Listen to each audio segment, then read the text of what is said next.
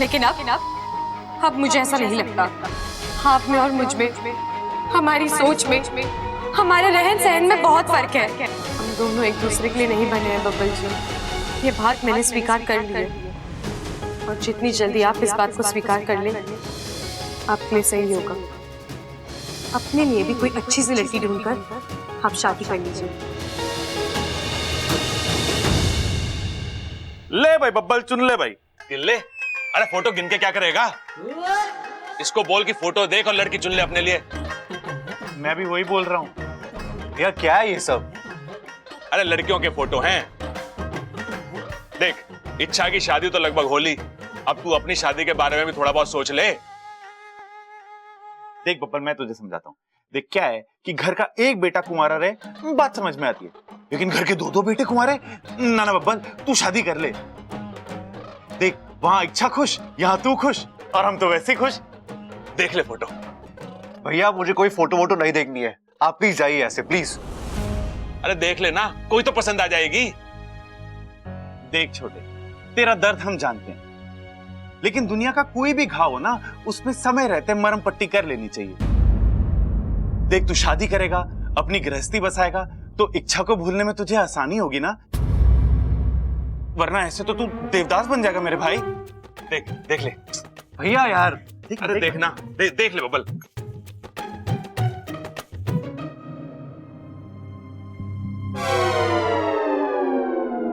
कोई पसंद आई? स्कर्ट वाली कैसी लगी तेरे को? अच्छी है भैया। अरे बब्बल, ये लंबे बालों वाली कैसी है? अच्छी है भैया। अरे वो छोड़, ये घुंघराले बाल वाली कैसी लगी तेरे को? अच्छी है, अच्छी है। वो गाल पे तिल वाली कैसी है? अच्छी है। अरे तू क्या कर रहा है? सबको अच्छी अच्छी बोले जा रहा है, देख भी रहा है, क्या कर रहा है तू? सब पसंद आ गई क्या तुझे? सबसे शादी करेगा क्या तू? अरे मुझसे तो एक ना संभल रही, ये इतनी सारी कैसे संभालेगा? छोटे, मुझे लग रहा है इसका मूड ठीक ना है अभी, बाद में आते हैं। ठीक है, चल भाई आते फिर दोबारा। पीली ड्रेस में। इच्छा एक बार और सोच ले बेटा। सोचने का वक्त चला गया है माँ। अब तो युद्ध होगा महाशिवरात्रि के दिन। महाशिवरात्रि के दिन ही क्यों? माँ आप तो जानती हैं, महाशिवरात्रि शिव जी का त्योहार है। उस दिन शिव जी की कृपा हम पर जमकर बरसती है। हम नागों की शक्तियां अपनी चरम सीमा पर होती हैं। उस दिन हमसे कोई मुकाबला नहीं कर सकता, और हम इसी बात का फायदा उठाकर उस मयूरेश को अपनी जाल में फंसा लेंगे। लेकिन कैसे? मेरा मतलब है तुम्हारे दिमाग में चल क्या रहा है? सुनो, महाशिवरात्रि के दिन जब सारी दुनिया पूजा और भक्ति में लीन होगी,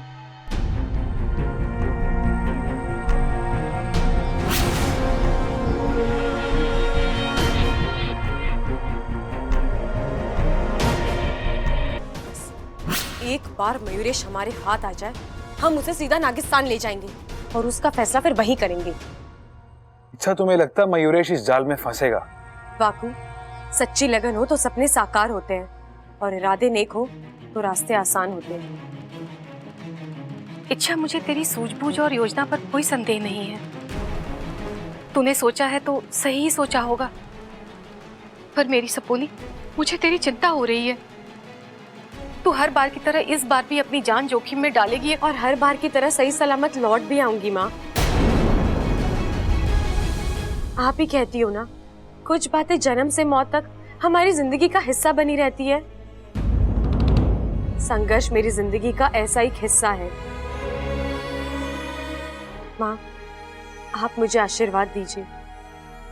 आशीर्वाद के एक हाथ में हजारों हथियारों की ताकत होती है।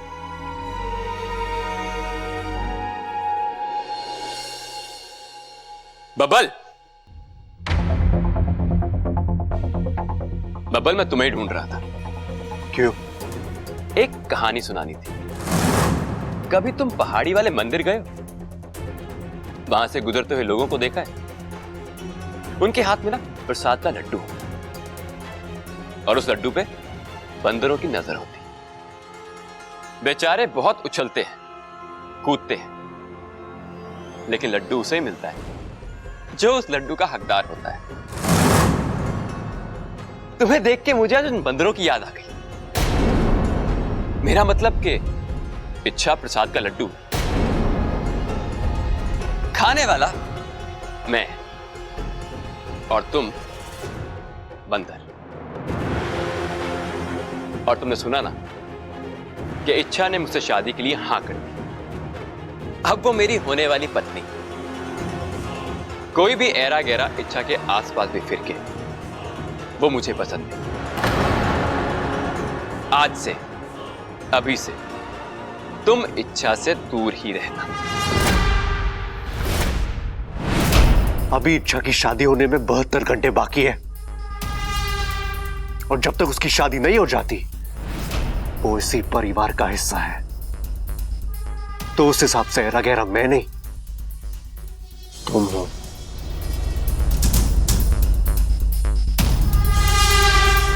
बब्बल जी क्या करें आप? छोड़िए इसे। इच्छा, यहां तुम्हारे होने वाले पति का अपमान हो रहा है, उसके साथ बदतमीजी की जा रही है और तुम खड़ी खड़ी देख रही। मुझसे ज्यादा गुस्सा तुम्हें आना चाहिए। क्या बोल रहे हो तुम? यही कि मेरा अपमान तुम्हारा अपमान है और इसका बदला तुम लोगी। मतलब ये कि थप्पड़ मारो बब्बल को और ये साबित कर दो कि तुम अपने होने वाले पति की बेइज्जती, उसका अपमान बर्दाश्त नहीं कर सकती।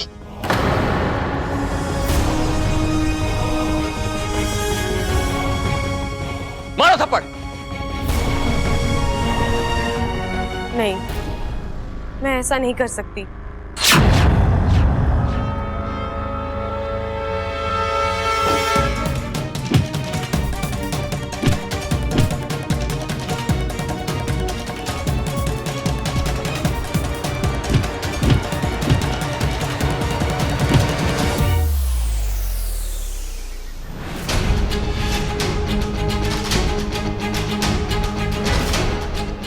बब्बल जी छोड़ दीजिए। बब्बल जी आप समझिए बात को। बब्बल जी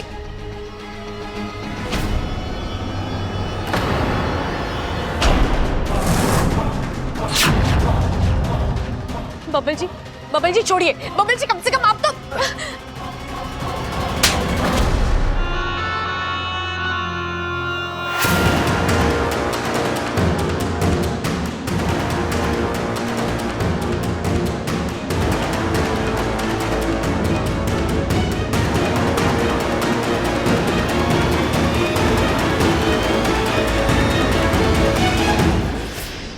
अगर मैं चाहूं तो मैं इस थप्पड़ का जवाब थप्पड़ से दे सकता हूं, लेकिन मैं ऐसा नहीं करूंगा, क्योंकि एक तो ये इस घर के संस्कार नहीं है, और दूसरा ये कि किसी लड़की पे हाथ उठाकर अपनी मर्दानगी साबित करने का मुझे कोई शौक नहीं है। और एक और बात, मेरी चुप्पी को मेरी कमजोरी समझने की गलती कोई ना करे।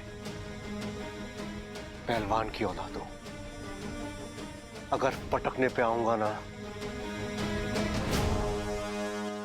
तो तुम्हारा सांस लेना भी मुश्किल हो जाएगा।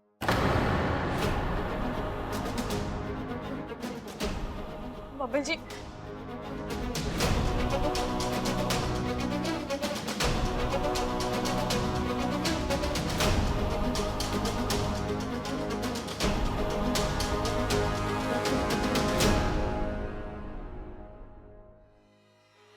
अब तो मैंने शादी के लिए हाँ कर दी है।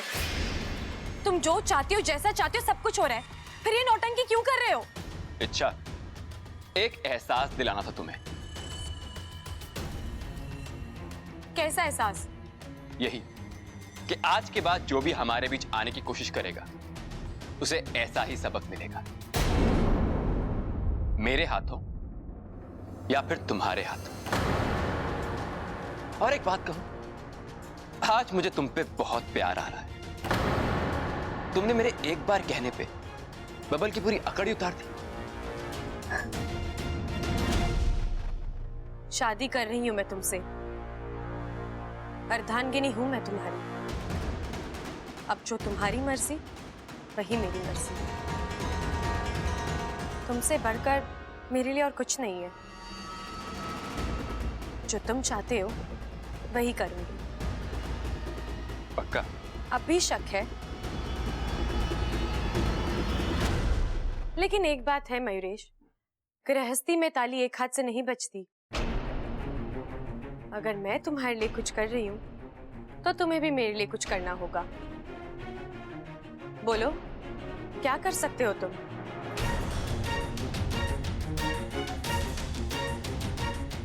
कुछ भी। कुछ भी? आजमा के देख लो।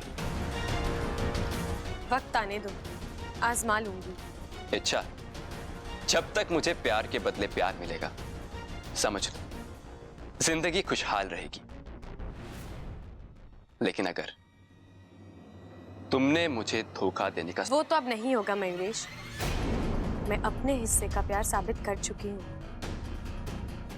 अब तुम्हारी बारी।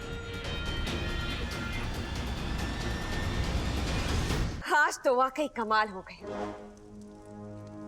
इच्छा को इतना मजबूर हमने आज तक नहीं देखा। जिस बब्बर को बचाने के लिए इच्छा ने अपनी आधी जान तक लुटा दी थी, आज उसी बब्बर पर उसे अपना हाथ उठाना पड़ा। मानना पड़ेगा मयूरेश को, ये सब उसी का किया धरा है महारानी। काश ऐसा शातिर और ऐसा होनहार कोई हमारा सेवक भी होता, लेकिन नहीं। हमारे यहाँ तो सिर्फ भगोड़े भरे पड़े हैं। माफ भी कर दीजिए महारानी, मुझसे गलतियां हुई हैं, पर अब दोबारा नहीं होंगी। आप आदेश दीजिए, मैं अभी जाके उस इच्छा को। नहीं, हमें अभी कुछ नहीं करना है। लेकिन महारानी, यही सही वक्त है। इच्छा कमजोर है, टूट रही है। हल्का सा भी वार उसे खत्म कर देगा। जो भी हो, हम अभी इच्छा को नहीं मारना चाहते। मजा आ रहा है उसे तड़पता हुआ देखकर। तड़पने दो, रोने दो, कोसने दो खुद को। वो इस वक्त अपने आप से लड़ रही है। लड़ने दो। जिस दिन ये लड़ाई खत्म हो जाएगी, उस दिन हम अपना दांव खेलेंगे।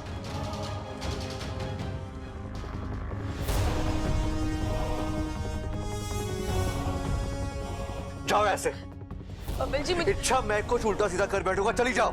मैं जानती हूँ, बस एक बार, एक आखिरी बार मुझे अपनी बात कहने दीजिए। I'm sorry बब्बल जी, मुझे माफ कर अरे दीजिए। कितनी गलतियों के लिए कितनी बार माफी मांगोगी तुम? नहीं बब्बल जी, आप गलत समझ रहे हैं। मैं गलत समझ रहा हूँ? अभी कुछ देर पहले हुआ वो। मैं बस झगड़ा रोकने की कोशिश कर रही इसलिए थी। तुमने मुझ पे हाथ उठाया, थप्पड़ मारा मुझे। क्यों इच्छा? मेरी क्या गलती थी? ऐसे मैंने क्या कर दिया जो? बब्बल जी, आप बैठिए, मैं आपको। नहीं, मुझे कुछ नहीं सुनना, कुछ नहीं समझना है। तुम्हारा असली चेहरा सबके सामने आ गया इच्छा। अब तुम मुझसे जितना दूर रहोगी, उतना तुम्हारे लिए अच्छा होगा। बब्बल जी, आप। निकलो यहाँ से। बब्बल जी, एक बार। बब्बल जी, Leave यहाँ।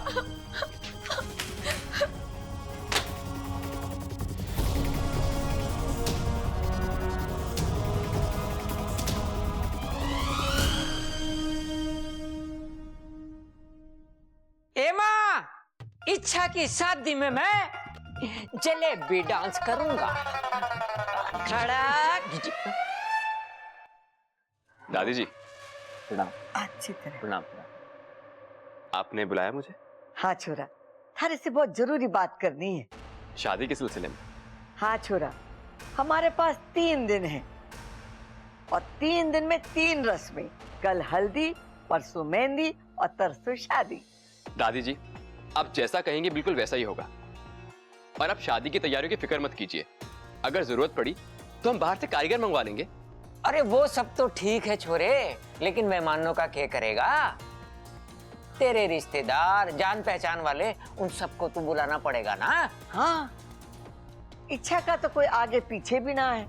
जो भी है हम ही लोग हैं। शादी की सारी रस्में खड़क करेगा और कन्यादान भी खड़क करेगा।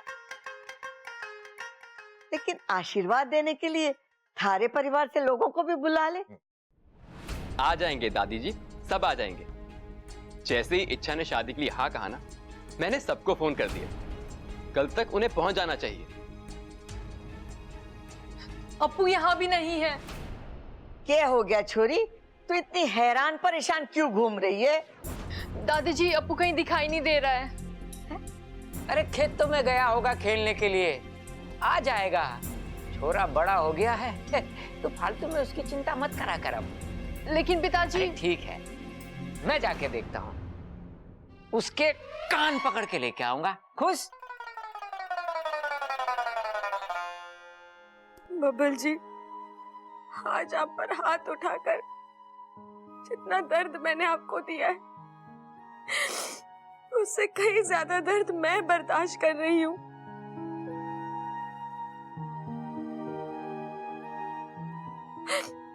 मैं जानती हूँ मैंने आपका बहुत दिल दुखाया है, लेकिन और कोई चारा नहीं था मेरे पास।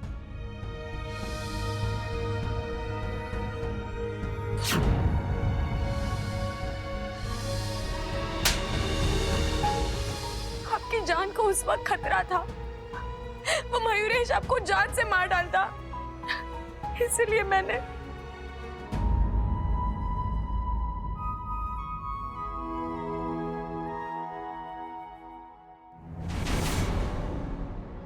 लेकिन अब और नहीं। मैं बहुत जल्द उस मयूरेश को इस घर से, हम सबकी जिंदगी से बाहर फेंक निकालूंगी।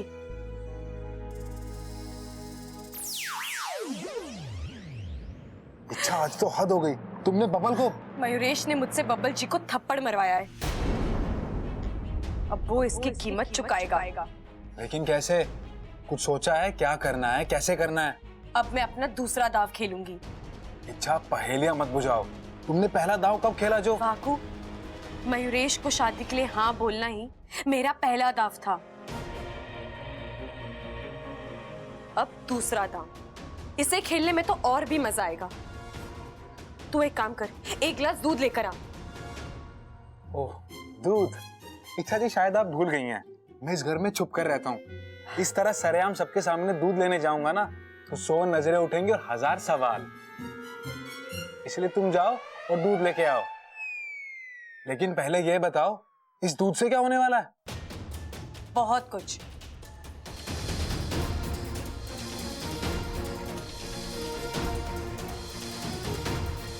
सही जा रहे हैं ना?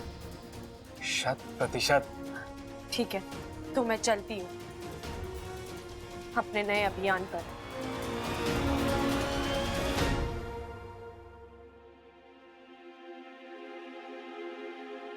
अरे अप्पू, कहाँ था तू? ममता दीदी कब से तुझे ढूंढ रही थी।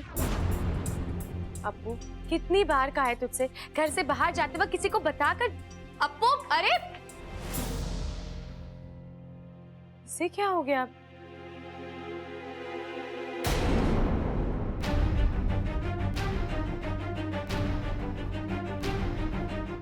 मयूरेश,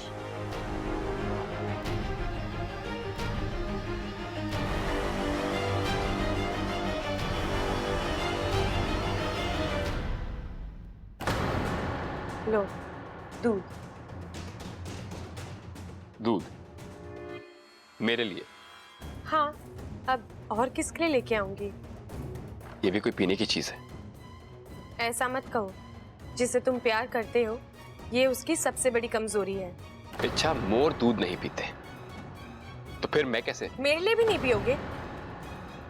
ऐसे तो बड़ी बड़ी बातें करते रहते हो, मैं तुम्हारे लिए ये करूंगा, तुम्हारे लिए वो करूंगा। एक गिलास दूध की बात आ गई तो क्या हुआ? मुझे शक हो रहा है, कहीं ये दूध पिलाने के बहाने तुम मयूरेश, जो प्यार करते हैं वो शक नहीं करते, आंखें बंद करके विश्वास करते हैं। और वैसे भी अब तो ये साबित हो गया है ना कि मैं ना तो तुम जितनी चालाक हूं और ना ही ताकतवर। तो तुम्हें मुझसे डर क्यों लग रहा है? मयूरेश, तुम शादी की बात करते हो, एक दूसरे के साथ जिंदगी बिताने की बात करते हो, और फिर जब मैं तुम्हारे लिए कुछ करने जाती हूँ तो तुम्हें लगता है धोखा है। दिलों में शक हो तो वो कभी एक नहीं हो सकते। ये लो, दूध पी लो।